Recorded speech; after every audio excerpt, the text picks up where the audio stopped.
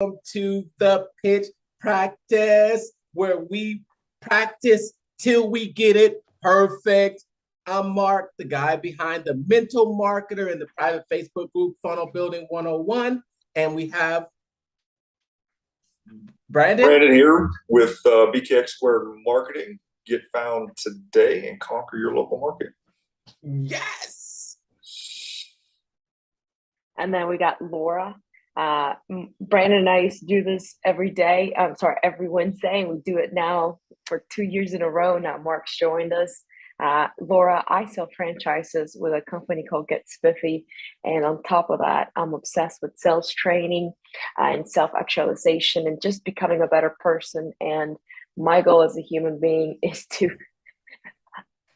tap into my potential and like understand what I can do and who I can become. And that's why we do this. Here we go. My friends got my back. They're promoting my product. Look at that. This is so cute. We are now officially, let's see here. We are officially tagged with Go Spiffy. Laura loves motion, loves moving, and that's what it's about. And that's what we have today as we go through. And of course, we have been reading through this book right here. Man, how good has this book been, really? I mean, it's probably the number one book any business needs to read, because everybody needs traffic, everybody needs leads, and getting them is probably the toughest part of the of running a business, really, which is getting that attention, and then what you do with them after you get the attention. That book kind of walks you through on how the process is done, who to go after, how to go after them, and what to do once you get them. And the person to look up to kind of figure it all out and see it done in real time is Google Lewis Curtis Discovery Plus, and you will come across a show called Undercover Billionaire. Watch it and see it in action. Oh, really? Yeah. What do you think about traffic secrets? How good is this book, Laura, and how important is traffic, even for you? That's a great question. My core focus is usually on sales, but something that Brandon's always brought up is like, well, you can't have sales without marketing, right? You got to know how to sell your product. You can have a great product, but if you don't know how to correctly pitch it and tell stories around it, then you're not gonna hit every single customer that you could potentially, go and close. So the goal is to go and close as many customers as possible. Right. And that's a perfect entry into this chapter, which we talked about cold traffic. Now when we're so much in this world, and we have been reading Russell Brunson, and what does cold traffic mean? Cold traffic is a description of the buying temperature of the people or potential customers that you're talking to, right? So you'll typically divide the temperature of traffic into 3 temperatures. That's cold, warm, and hot. Well, give us your breakdown of the difference between those types of traffic, Brandon. Well, he went over it in the book too. Mm-hmm. Yeah. So your cold traffic people you can put them in 2 categories. Somebody that has maybe seen an ad, seen a display, drove down the road, caught a billboard, have no initial intent on making a purchase, but they are aware you exist. Okay. The second type have 0 clue, but you end up targeting them based on a a demographic of your previous customers, meaning, you know, they fit an income requirement, or they live in a specific neighborhood, okay, that may be suffering from a problem, like kind of a global problem, right? And so you hit them with an advertisement, you get their initial attention, and they go to your website. That is considered cold traffic. Right. It's pretty much whether that prospect is aware that they have a problem, whether they are aware of that problem, and if they are aware of a solution. In this book, he describes that the main difference between the three different traffic is how you communicate with them, right? If you have someone that if we're all in the same, let's say we're all in the same Facebook group, and we're all in the same group, and we're all in there about keto, just for example, right? Or something that Laura does, let's say they're all in there and they in love with movement. Now, we all know these phrases that people use inside the movement. You've got those unique phrases that you already know about it. And if you already know about it, you can be considered at least warm. But for someone that may not be familiar with those terms, one of my biggest takeaways from this is that there's a stage that they have to go through before they'll be ready to buy. And there's a phase where you'll have to educate them a lot more before they may be ready to come in. Tell us about your experience with cold traffic in your franchise business, Laura. Yeah, that's a great question. The cold traffic for me is actually so for me is look, I find that sometimes the cold traffic is a little bit better than the warm traffic as long as they are good operators. What I find is good operators and good business. I already like the patterns of what a good franchise owner is going to look like. So even if, example, I was actually at an Amazon location on Thursday because there was something going on. Mm-hmm. And immediately I thought, hey, who's the owner of these routes? Because the owner of these routes, the employees were talking about how good of an employer he was. And I'm like, who is this guy? I need to reach out to him. He doesn't know me. He kind of knows Spiffy, but he doesn't know we're franchising. I called the guy literally when I got that impulse, right? That was a cold kind of, it was literally a cold call. He doesn't know me. He does use your service though, but he doesn't know we're franchising. I called him and I said, hey, so-and-so, it's Laura with Spiffy Franchising. Hey, reason for my call is because I'd like to offer you X market. Reason being is I just heard your employees talk really great about you, and I think you'd be a good operator, right? I see your operation here. So guess what? He was like, how did you know to reach me? Because I'm actually looking to invest into another business.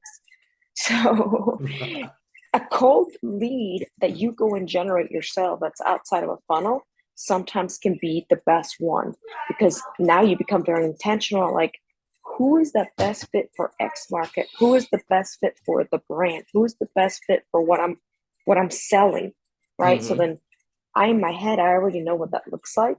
So now it's easier to actually, the cold ones are actually a little bit easier than the warm ones, right? Because sometimes the warm ones, they come in with too much information that they want to go so deep into something that they'll never make a decision, right? Sometimes when it's somebody's like, hey, they're already a good operator, they have money, they're already operating a business that's doing well, and their employees are talking good about them, I'm like, it's cold, but that's an indicator for me to then go into a conversation with somebody and offer them the opportunity to be a franchise owner with us. Nice. I think another point that he made in this chapter is, okay, so the steps that he set together, okay, because when you're talking about selling online and selling in person, you get a lot more information when you're about an individual person when you're selling in person. I think it's a difference between selling one-on-one and selling one-to-many, you know, and selling one-to-one, you get that immediate feedback and you're able to really understand where they are along that journey, whether they're cold, hot, or warm, right? But when you've got a website up and you're trying to generate traffic to it, you could get a mixture. You could get a mixture. And he talks about creating a cold traffic avatar, and he talks about the same funnels that he creates for warm and hot traffic, which we've discussed mostly in the book. Would it convert as well on cold traffic? Do you agree with that, Brandon? Yeah. So the message has to match the market. That's one of Kennedyism that he mentioned at the last Funnel Hacking Live. You can have the best looking, prettiest designed funnel or ad that you've ever made, but if it doesn't match the market, it's not going to do anything. It's not going to convert. So yeah, there's a specific message that has to be stated for each type of client, whether it's cold, warm, or extremely hot. Yes, yes. The example that he gave in the book was about he had this cold. Remember, he had this cold market avatar, and he thought, okay, I'm going to get my message in front of this new email list that he discovered. And then he found out that he couldn't send these people straight to a landing page to try and convert them. But what he did was he had to nurture them longer. I think that when an audience isn't aware, they aren't. The example he gave is they weren't aware that they had a problem. They needed to make money online, but there's so many different solutions out there, and he wanted to actually point out that funnels are the solution. And he notes that in that journey, there's just the pre-frame bridge for the cold traffic is a lot longer because there's a lot more education that had to go on. I thought that was pretty. I think it's kind of true. The main thing when you are, and I think about this so on social media, I think about this a lot. When you are posting your content or when you're out there putting out things, what you write about or what you the information that you put out, it's going to be for different levels. So for instance, let's say if you're putting out videos on how to do something, you're speaking more to a warm audience most of the time. Or you could say, okay, how to make money online, or how to make money with websites, or how to make money being a franchise owner. When you use those, when you use that type of language, you're speaking to a different you're speaking to a particular person who's in a different stage. Let's say someone that was already a franchise, or how to choose the right spiffy franchise for you, how to choose a franchise location. Does that make sense? It does, and those buyers, they're definitely top of funnel buyers because they're trying to figure out how to do something, because that's part of their inquiry for the search. And I would consider them maybe lukewarm traffic.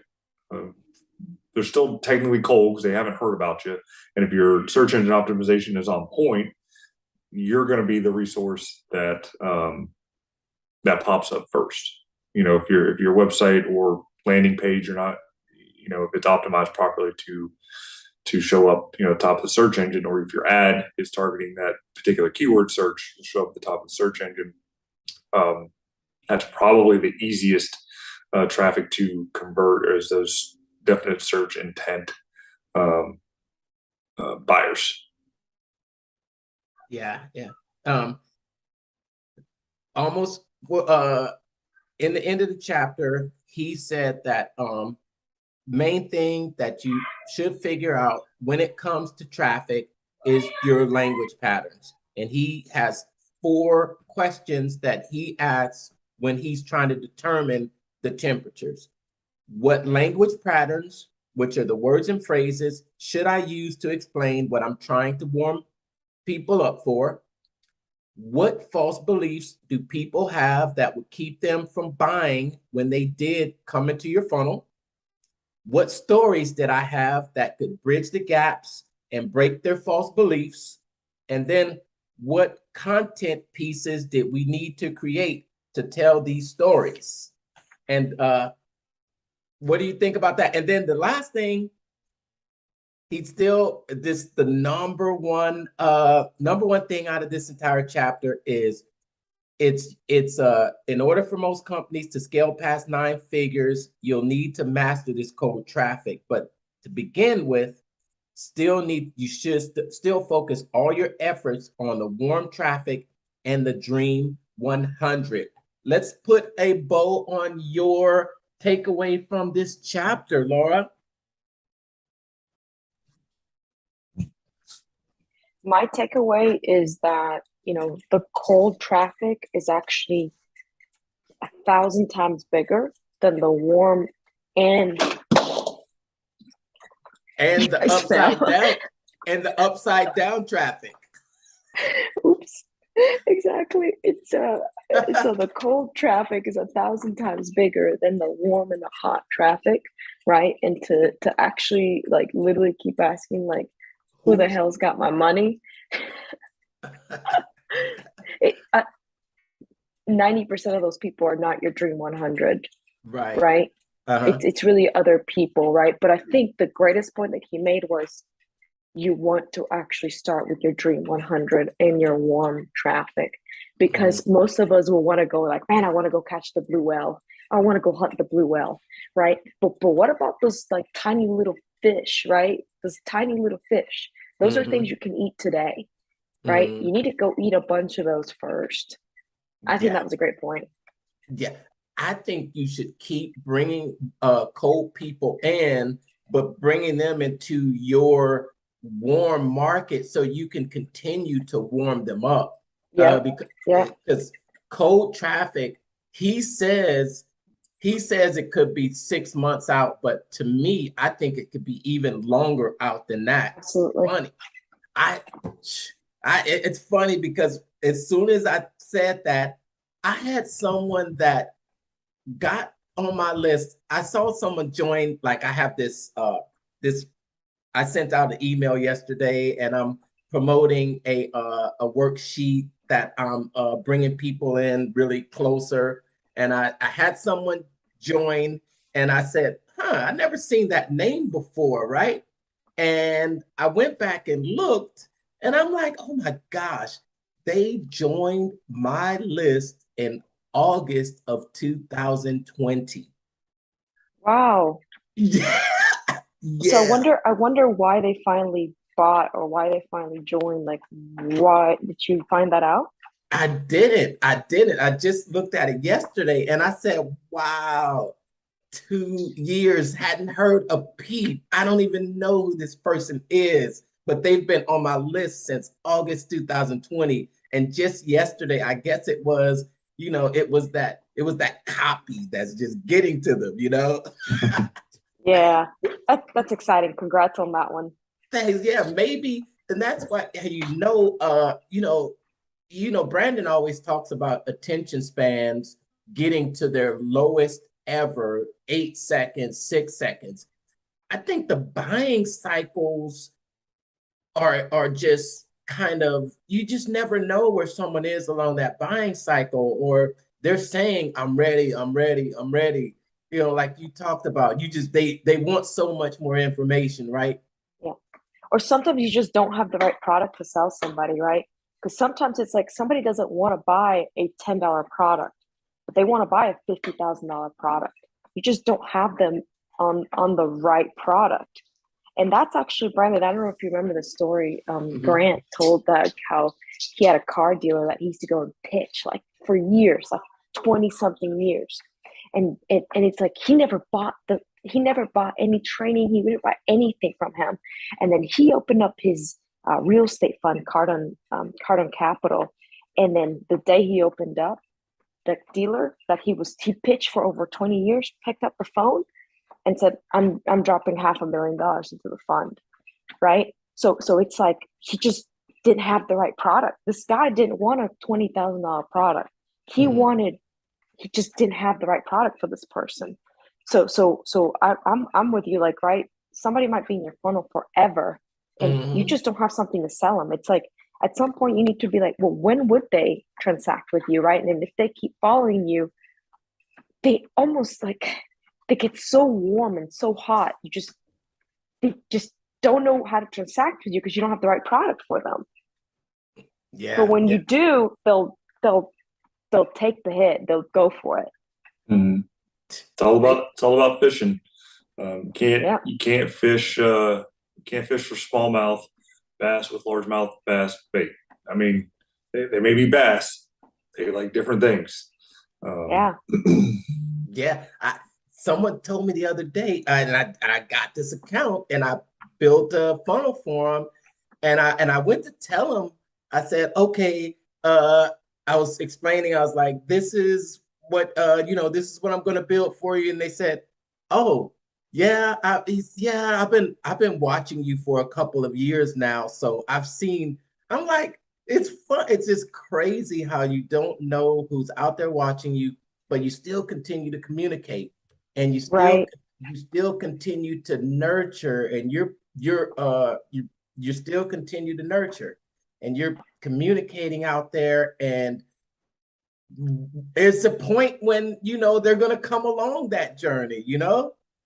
Yeah, or maybe if they don't buy anything from you, the reason that they like, if they just know you, that could still lead to a referral. Yes. It could be like, man, this is not the right product for me, but I know the right person for this product. You are so right. Kind of like you were talking about toothpaste. You're like, well, who doesn't know about toothpaste, right? Like, what's like every person in the world does. I'm like, well, shit, not if you don't have teeth. you don't gonna use it, right? But right, you might have a family member that uses it, so you still buy it. That's what we were thinking about. Okay, because he talks about you're gonna have to master cold traffic to go into the 9-figure mark, and and it's like, okay, do you have to master cold traffic, or can you only scale to 9 figures with a warm market? Because like you said, Laura, typically the biggest majority of people are going to be cold. So if you're only marketing to your warm market, then it's going to be limited. It's going to be limited. Yep. So, but you figure to get to 9 figures, shoot, 100 million, right? 100 million is 9 figures. So that's 999 million. To get to that, shoot, you're going to have, quite a few customers if you're dealing with a $47 product or even a $1,000 product. That's quite a few customers. But if you have more if you have a higher price, your warm audience could be even smaller. That's interesting. And then I said that toothpaste, is there even a cold market for toothpaste? I mean, in this day and age, probably not. It's in most first world developed countries know and understand toothpaste and have large dental networks, and they take care of their teeth. So that's a tough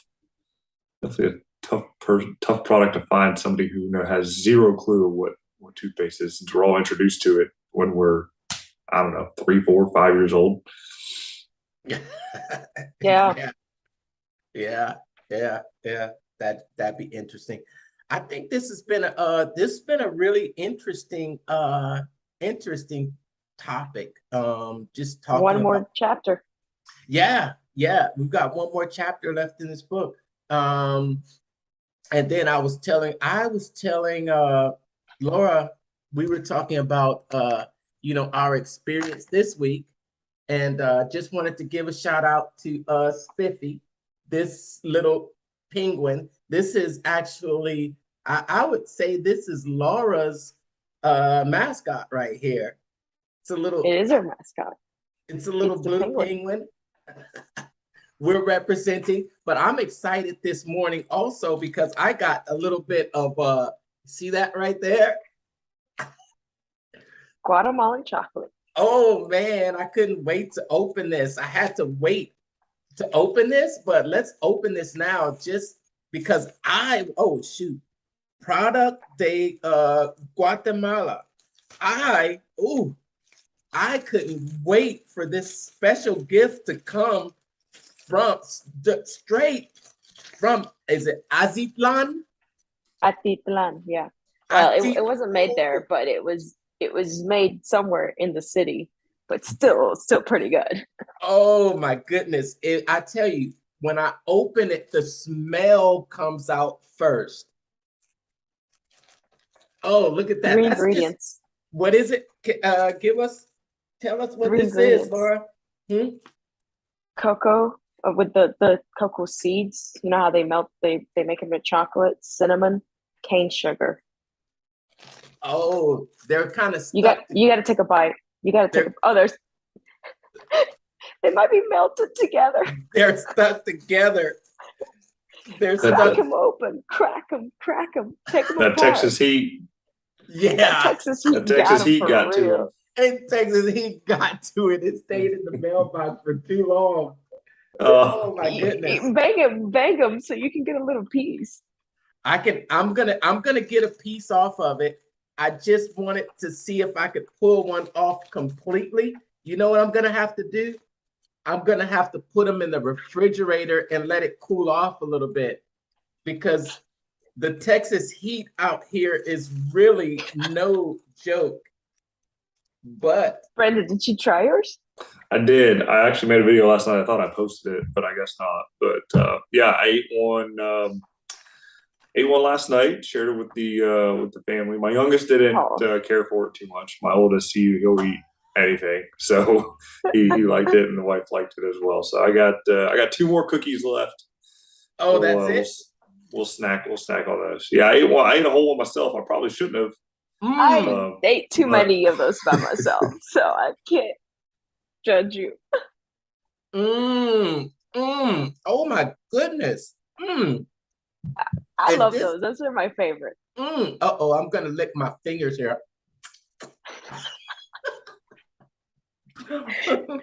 Pitching and licking. Love it. Wow, we have a few minutes left here. Oh my gosh, Lord. Those are pretty good. Thank you so much. I could see myself being addicted to this, and I've only taken a bite. But I'm gonna have to put this in the refrigerator so it won't. The Texas heat. You saw the package, right? How it was kind of moist. How did yours come, Brandon? Mine were still solid, so it doesn't get as hot up here in Ohio, and I didn't let mine sit in the mailbox. I think you let him sit in the mailbox for like 2 weeks. Oh yeah, it's been hot here too. It has been warm. All right. Oh, our time is coming to an end. It's always so fun. Who's got my money? BKXX has got your money. But just to wrap up this week, I think from this chapter here, I think the biggest takeaway is going to be to make sure that I'm communicating. I'm really not focusing on cold traffic. I am not focusing on cold traffic at this time. I think that most everyone that I speak with and where I focus is really more on the warm traffic. I'm not scaling to 9 figures just yet. So I haven't taken that plunge because I do know it's like it says, most of the time, if you try to go out there and go after that cold traffic, you're going to go broke before you convert them, especially if you're trying to, well, maybe depending on how you do it, but I focus my attention on warm and hot traffic. And that's what I take from this. And I do have a little cheat sheet that I use right here. And this cheat sheet right here is what I use when I'm naming my my videos. So if You're a genius with those. Yeah. So different words work best when like what that could mean that someone's looking for advice or recommendations, things that like search terms like near, people looking for services in certain areas, when to use how in your titles on your videos, when to use who, why, or even think about that when to use versus.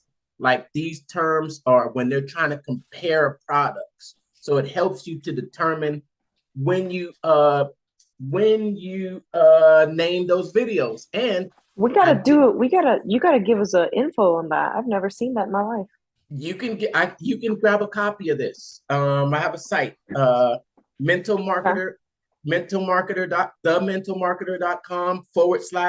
It's a free search cheat sheet. Cheat sheet? Yeah, a free search cheat sheet. And I'll leave a link around the video somewhere, and then I'll send it to you also. But this is a very helpful cheat sheet that I have right there. And Brandon, to you, got about 4.5 minutes left. Oh, okay, cool. Well, for me, I tend to focus more on cold traffic. I know the warm traffic works best, but honestly, I haven't really cracked the code of that Dream 100 yet based on my business and who I would need to kind of partner up with to help promote. One thing I did recently get in touch with was another type of marketing media, more of a print mailer media, actually 2 different ones. First one's Reminder Media. Initially went after realtors to send to their prospects a monthly magazine, like an at-home type, home interior type magazine. Just switched over to business, so that has been a game changer, and it's not very expensive, relative to the other type of media that's out there, to how personal you can make it. And the second would be a local marketing magazine for local business called Town Money Savers. So it's kind of like a coupon book or a mile pack type marketing. And if you can get your foot in the door, on the print side, where you're kind of giving them a little bit of a quick win with that boost, then hit them with the digital. Because in my area, digital marketing is not that prevalent, and I can see that based on how most businesses are set up online and how their websites are, and those kind of things. That's your huge opportunity right there. Yeah, there's a lot of Wix and done by you Wix and Squarespace sites that, good for them that they made the effort to do it. They're bootstrapping as much as they can, but having that professional touch goes a long way. Could use some help. Throw a bone at for us, Laura. 2 minutes. Throw a bone. Hey, I'm gonna train on sales training for the rest of my life. My goal is to be a multi-million-dollar commission earner. Thank you so much for training with us. We're gonna do this for the rest of our lives. I don't care if we're in Mars. We will be on this call. So thank you for practicing. Thank you for being here, Brandon. This was your book pick. So yep. Great job. You got the one chapter away. You got the next one. Well, no, Mark's got the next one. Oh, Mark's got the next one. Okay. I don't know where we're at in the cycle. All right. Hey, if I've got the next one, be ready for exciting trainings where we're gonna learn, we're gonna grow, and like I say, iron sharpens iron, and we leave each week just a little bit stronger, and we've grown a little more. And if you're listening out there, you're growing with us. And I love that you're following Brandon. I love that you're following Laura. We love having you, and we love getting the feedback from you all. If you have any ideas for us, shoot it over to Laura. If you have any ideas, shoot it over to Brandon. We'd be happy to bring it up during our discussions out here, right? Absolutely. Yes. All right. I guess that's it. Bye, everybody. Take care. All right. We'll see you next time.